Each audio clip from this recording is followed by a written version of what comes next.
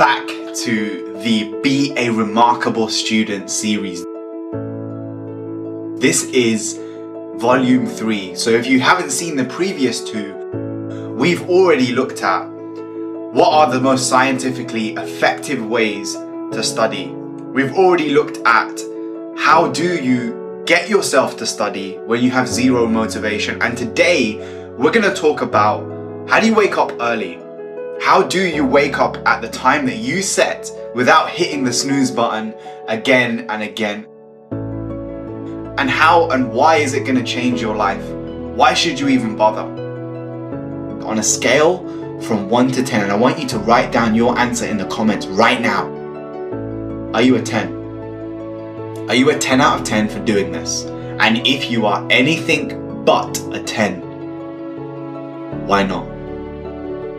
Don't just listen, take action.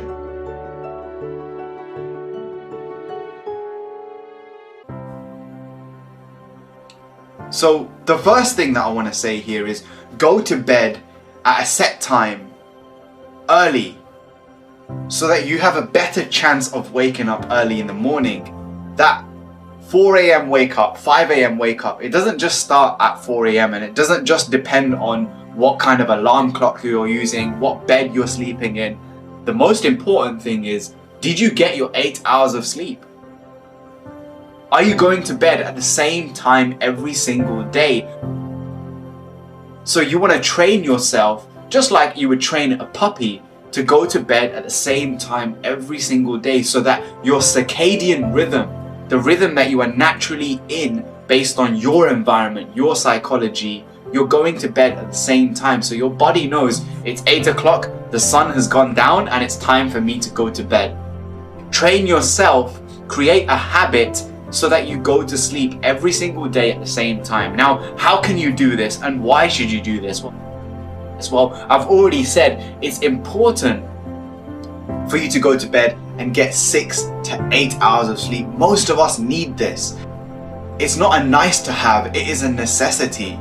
And the reason for this is there are studies out there that show even just half an hour or an hour every single day of not getting enough sleep, it has a cumulative effect.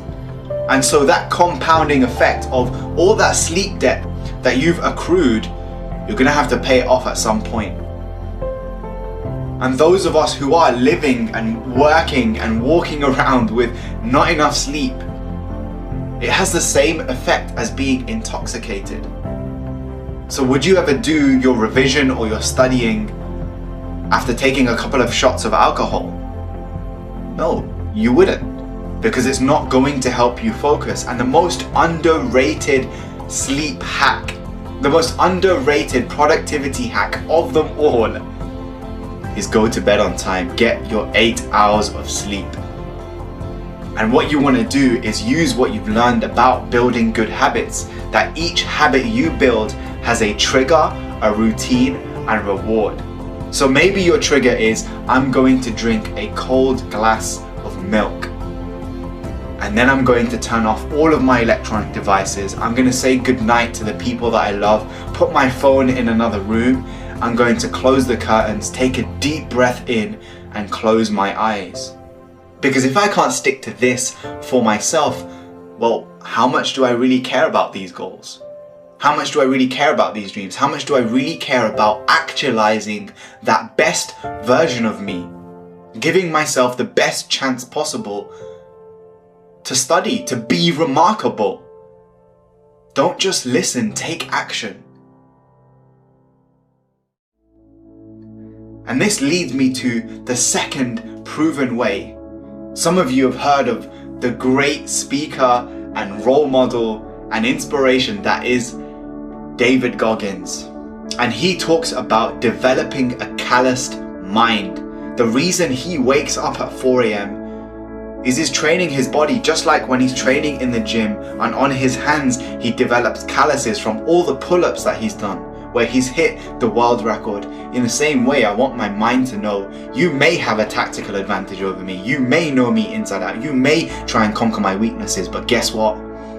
I'm going to callous myself to that. I'm going to develop such a powerful routine that I'm going to stick to every single day, because there are so many flaws and things I need to change about myself, that I'm going to be immune to your tactics, immune to my weaknesses.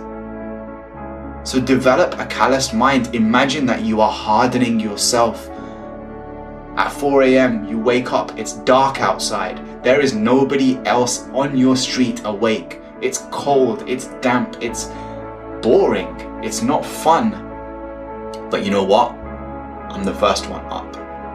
But you know what? While you were sleeping, I was doing work. And I didn't feel like it, but already by the time 8 a.m. rolls in, you're gonna look around and realize, I've done so much already. My day has been won. And if you start strong, you have a much better chance of finishing strong. Don't leave these things to the last minute. Try and be up when the sun is up. Try and be asleep when the sun is down, if that works for where you are in the world. But whatever you do, build your routine in a way, and this is a really useful tactic to developing that calloused mind.